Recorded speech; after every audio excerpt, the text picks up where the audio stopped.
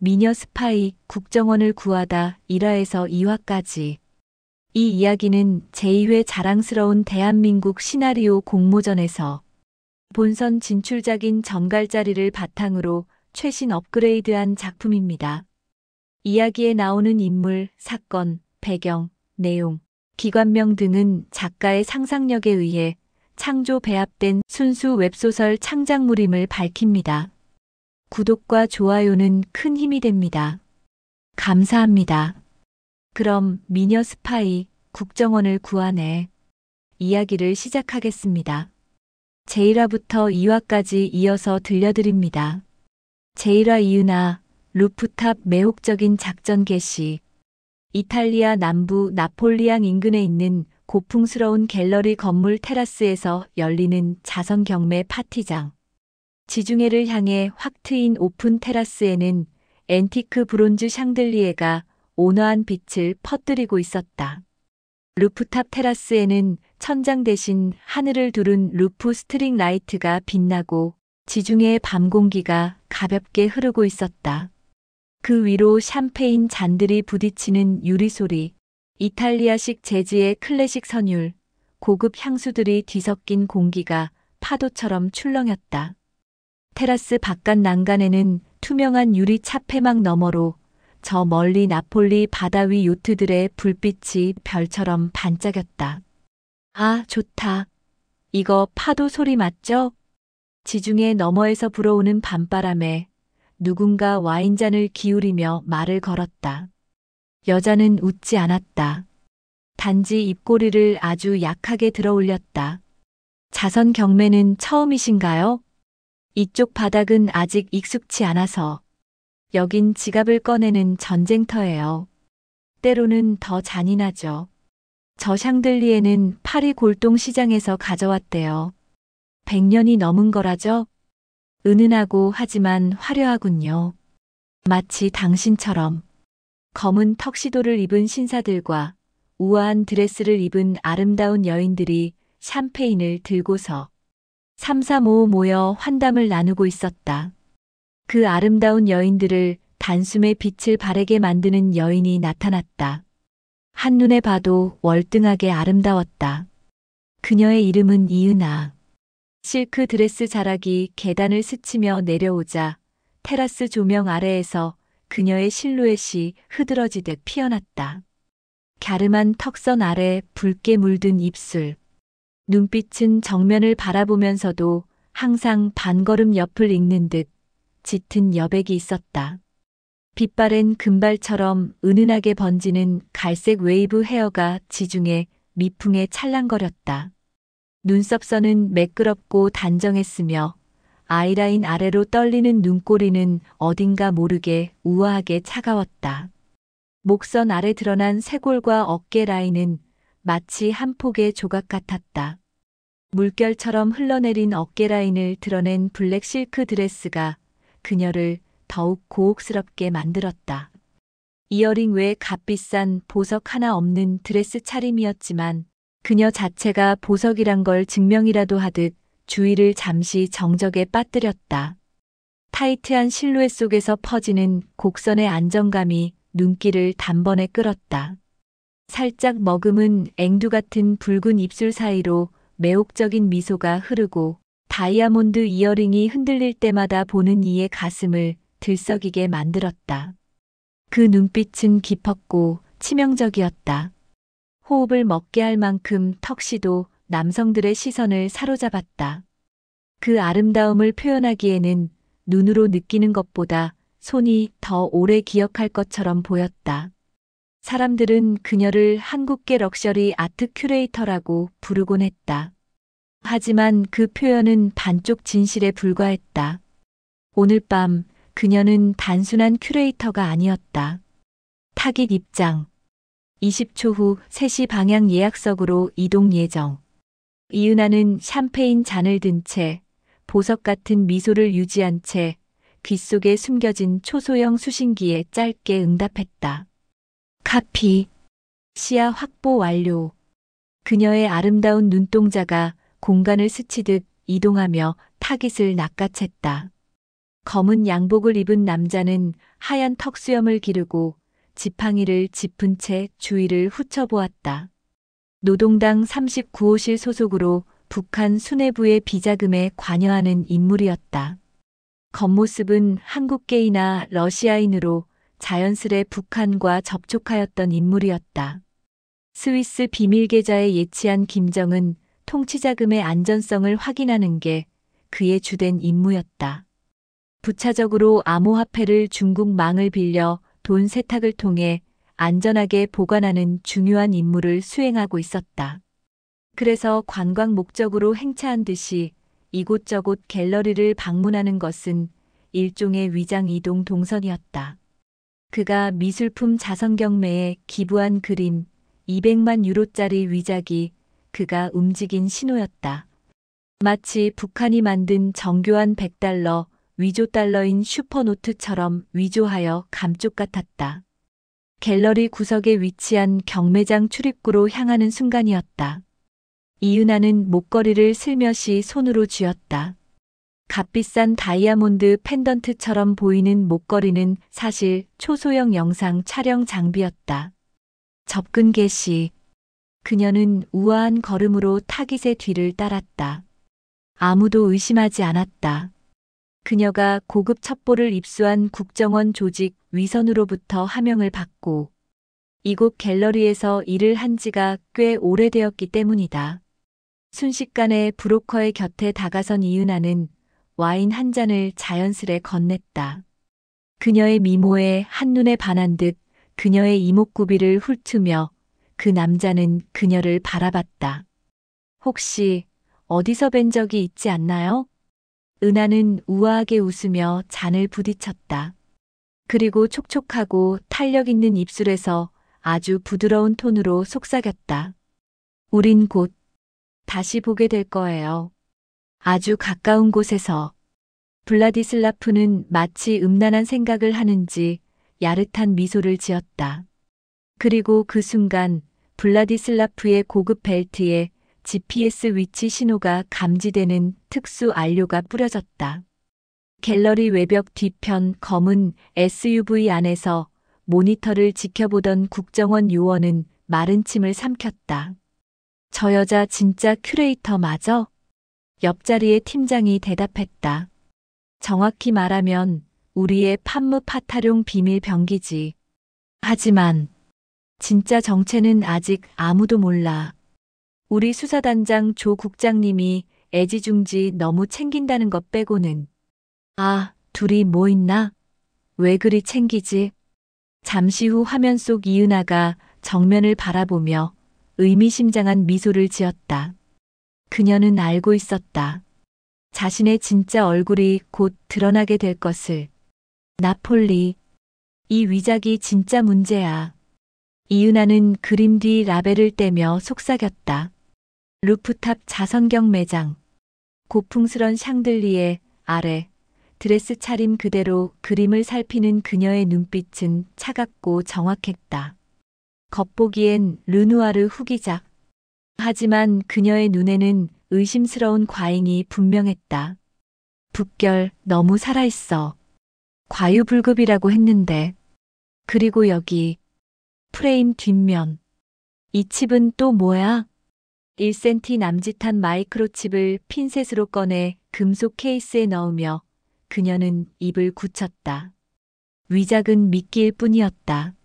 진짜 임무는 이 그림을 경유해 접선하거나 암호를 주고받는 임무를 특정하는 것이었다. 국정원 외교 커버 요원. 하지만 이은하란 이름조차 위장에 불과했다. 그때 뒤편 문이 열리며 공기가 미묘하게 달라졌다. 슬슬 회장님 등장하시겠네요. 블라디슬라프. 검은 양복, 담백한 러시아 억양, 주변을 무장 해제시키는 미소. 그는 그림 앞에 섰다. 미쓰리, 그가 다가왔다. 그림 상태는 어떻습니까? 육안으로 보기에 완벽하죠. 물론 전문가에겐 좀 다를 수 있지만 예술이란 게 그래요. 진짜보다 더 진짜 같은 가짜, 그 안에 진실을 담기도 하죠. 그녀는 무심한 듯 그러나 날카롭게 그를 응시했다. 그 진실 혹시 제가 누군가라는 질문과도 비슷할까요? 그의 눈동자에 가느다란 파문이 일었다. 그 질문 아주 흥미롭군요. 잠시 정적. 이은하는 그가 그림의 속을 알고 있는지 눈치를 살폈지만 그는 곧 장내로 사라졌다. 그리고 그녀의 무전기에서 낮게 울리는 경고음. 보고 누락 감지. 감정인 팀 내에서 당신 경로 유출 정황 포착. 내부 배신 가능성 있음. 그래, 여기까지 왔군. 그녀는 조명을 끄고 숨을 고른다. 오늘 밤 누군가 진짜 정체를 알아낼 것이다. 서울. 강대범은 모니터 앞에 섰다. 나폴리 현장 보고서. 이름 2개가 도드라졌다. 이은하, 그리고 블라디슬라프. 이은하. 또 너야. 국정원 수사국 수사팀장. 강대범. 한때 특전사 707 출신. 지금은 국정원에서도 가장 전방에서 작전을 지휘하는 인물. 감정은 드러내지 않지만 이은하의 이름만 보면 가슴이 묘하게 조인다. 그림 감정인을 가장의 현장에 들어간 건가. 참 대담하네. 파일을 넘기다 그는 멈칫했다. 미술품에 숨겨진 마이크로칩, 조직 접선 암호, 그리고 블라디슬라프. 블라디가 뜨면 이건 단순한 문화 스캔들이 아니지. 그는 조용히 결제선에 자신의 이름을 올렸다. 출국 승인을 요청하는 서류. 현장에 그녀가 있다면, 그리고 지금 정보 누출이 의심된다면 내가 직접 가야겠군. 그의 눈빛엔 단단한 결심이 맺혔다. 한때 그와 이은하 사이엔 동료 이상의 공기가 있었다. 하지만 지금은 단 하나, 임무가 전부였다. 나폴리. 밤이 깊어가고 루프탑에 이탈리아 재즈의 잔향이 맴돌았다. 이은하는 손톱 끝으로 샴페인 잔 가장자리를 느리게 따라 움직였다. 샴페인 잔을 든 채 사람들의 웃음과 조명 아래 조용히 벽에 기대섰다. 그녀의 눈동자는 웃고 있었지만 숨결은 가늘게 떨렸다. 거울 속 자신을 바라보았다. 이은하는 오늘도 이 자리에 없어. 그리고 그 거울 속 얼굴은 곧 마주하게 될 강대범의 존재를 기억했다. 감정을 절대 쉽게 드러내지 않는 자신을 아주 작은 틈에서 새어나오게 만드는 사람. 그는 그녀 안의 2번째 얼굴까지 꺼내게 만들 유일한 변수였다. 그러나 주어진 임무 수행에는 절대적으로 방해가 되는 인물이었다.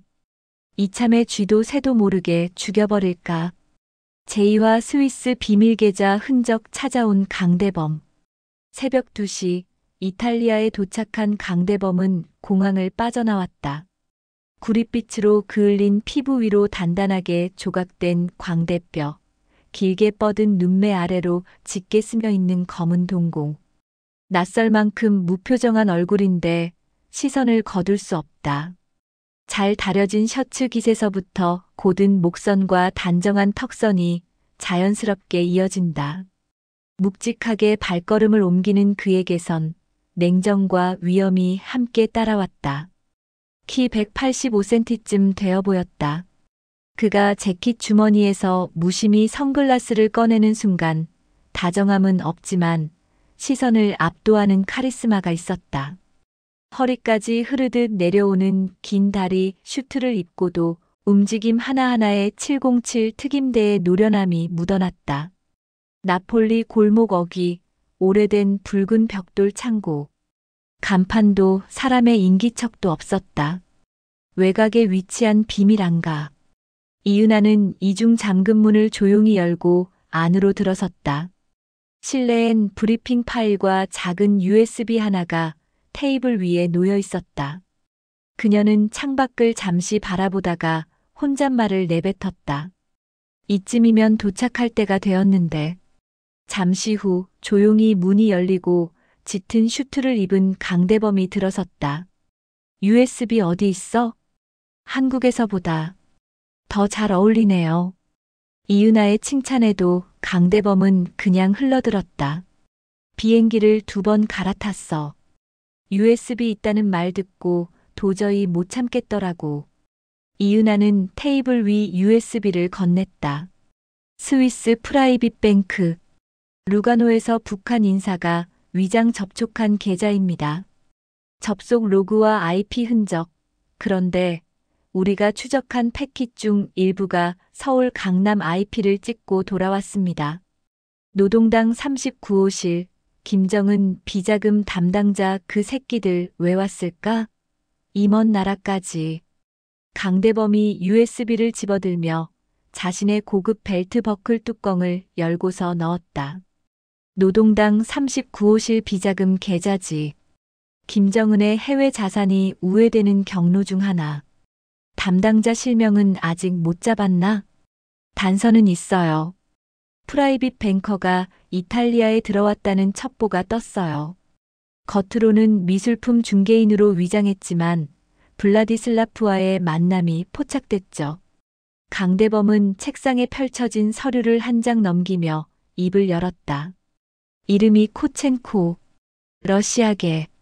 현재까지는 우크라이나 난민으로 위장해서 유럽을 떠돌고 있어. 문제는 그와 접선한 인물 중 하나가 우리 내부 리스트에 있어. 이윤아의 손이 멈췄다. 누구죠? 코드네임 길림성. 강대범은 눈을 들어 그녀를 바라봤다. 우리 작전 접점에 있었던 인물이지. 이윤아의 눈빛이 잠시 흔들렸다. 침묵. 강대범은 그녀의 얼굴을 바라보았다. 겉으론 흔들림 없는 요원이지만 뭔가 내면에서 일렁이고 있었다. 내일 난 스위스 베른 시내 클라인의 프라이빗 은행 정찰하고 귀국한다. 그쪽 서버 해킹 로그도 확보 중이니까. 피곤하시겠어요? 첩보에 의하면 우리 쪽에도 그쪽으로 접촉하는 인물이 있다는 고급 첩보가 있어. 수사 목적인가요? 아님 개인적으로? 난들 알 수가 있나. 곧 길림성이 뜰 모양이야. 북한 중앙방송에서 계속 찾는 분위기야. 그래요?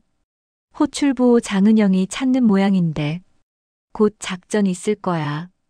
이윤아는 호출부 장은영이란 소리에 심장에 미세한 파문이 일었다.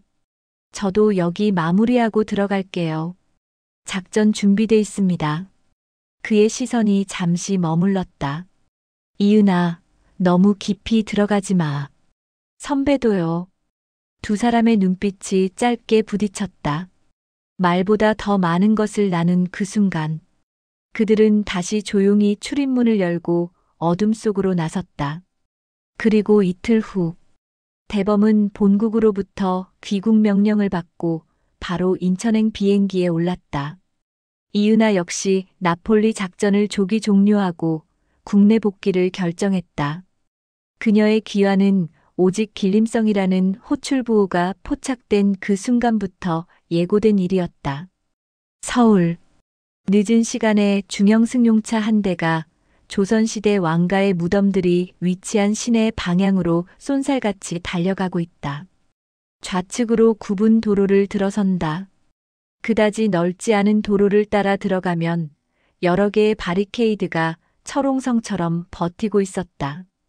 이곳은 은밀 비노출을 생활화하며 국가 안위에 전념하고 있는 국가정보원, 국정원이다. 승용차는 익숙하게 바리케이드를 이리저리 회피하며 정문으로 천천히 다가간다.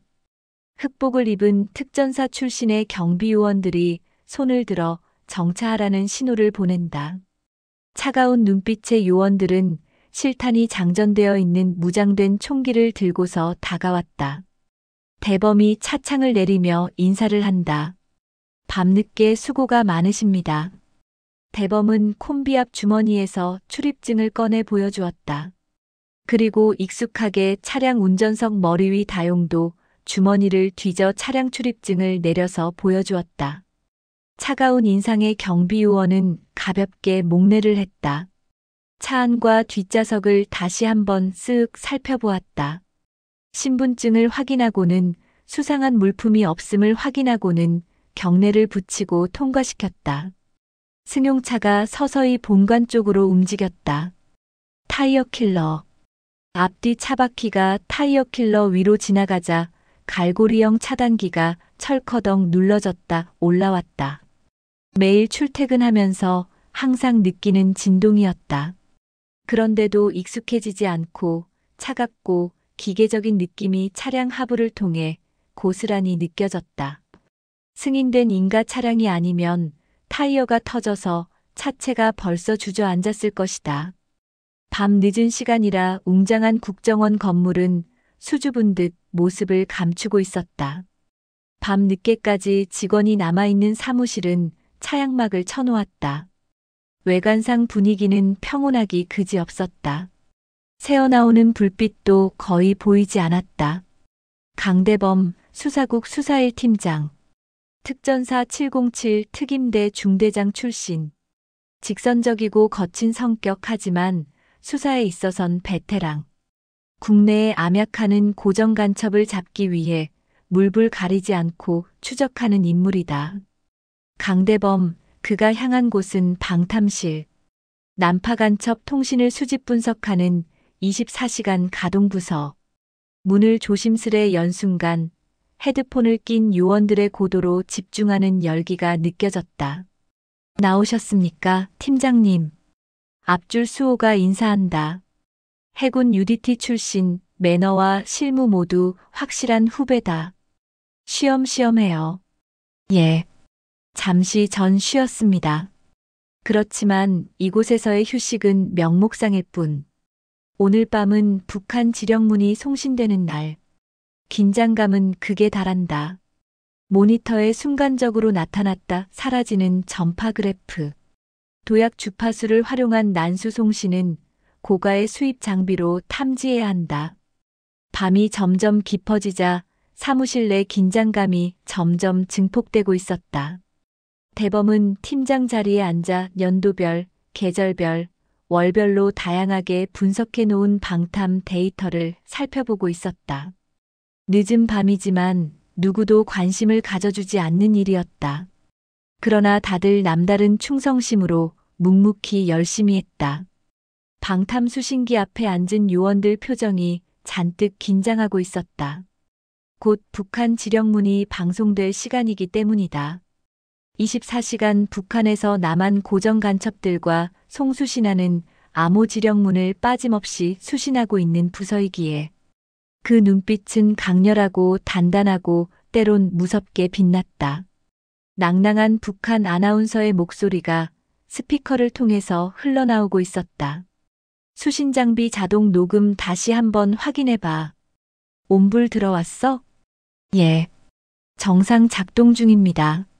물론 북한 방송 수신 체계에서 자동 녹음을 하고 있었다. 하지만 생생한 라이브 방송은 긴장감 끝판이었다. 온몸의 세포가 스멀스멀 일어나 촉각이 굉장히 예민하게 움직였다. 신의주에 사는 장은영이 호출부호 길림성에게 사연을 띄웁니다. 먼저 노래 한 곡부터 듣겠습니다. 단파라디오에서 혁명가요 기쁨의 노래 안고 함께 가리라가 흘러나온다. 남모르는 들가에 남모르게 피는 꽃, 기쁨의 노래 안고 함께 가리라. 북한 영화 이름 없는 영웅들 주제가. 평양방송에서 송출하는 경음악은 심야 시간에 등줄기에 땀이 흐르게 만들었다. 저 혁명가요는 지하에서 암약 중인 고정 간첩들을 부르는 소리다. 깨어나라고. 항상 난수 숫자로 된 암호 전문을 부르기 전에는 항상 노래가 먼저 흘러나왔다. 이건 정해진 순서이고 엄격한 규칙이었다. 몇십 년을 지켜온 불문율. 조용하고 고요한 이 시간은 난파 간첩 역시 긴장하는 침묵의 시간이었다. 노래를 반복해서 틀어주다 노래가 끝나면 난수로 된 지령문이 바로 흘러나온다. 난파 간첩은 가지고 내려온 난수 해독문만 있으면 지령문 내용을 쉽게 알 수 있다. 드디어 기쁨의 노래 안고 함께 가리라 노래가 끝났다. 2031호, 2037호 전문 받으십시오. 조수 13조 전문 부르겠습니다. 539, 25, 367, 75, 432, 18, 625, 37. 전문 다시 부르겠습니다. 53, 925, 36, 775, 43, 218, 62, 537. 이상입니다. 다시 한번 전문 부르겠습니다. 오늘은 특정 공작원의 호출 부호를 직접 호명하고 있었다. 2031호가 누구일까? 2037호가 어디에 사는 누구일까? 대범과 수호는 요원들을 독려하며 부산하게 움직였다. 저기 저번에 내려왔던 호출부호 길림성 자료 전부 뽑아와. 올해 것만 뽑습니까? 지금 장난해? 싹 다. 처음부터 몽땅. 넌 지금 전쟁 준비 중이야. 대범의 어투가 평소보다 한 톤 낮아졌다. 으르렁거리는 긴장감이 주변 공기를 눌렀다. 예, 알겠습니다. 바로 뽑겠습니다. 요원은 암호 전문 시스템을 돌려 길림성 관련 데이터를 출력했다. 그리고 그동안 암호실에서 누적되어 관리하던 유사 파일을 같이 살펴보았다. 여기 암호를 해독한 복호화 자료 가져왔습니다. 복호화 자료를 세밀하게 살펴보고는 서울 요도가 그려진 지도에 매직펜을 동그랗게 그리면서 강조했다. 여기야. 접선 지역이 광화문역 근처라고. 당장 플랜 A, 플랜 B 만들어. 당장. 엔딩 30초. 과연 강대범은 광화문에서 길림성을 잡을 수 있을까? 그리고 이은하의 진짜 정체는 무엇일까? 호출부호 장은영. 그 이름 뒤에 숨겨진 비밀은 다음 화에서 계속됩니다. 감사합니다.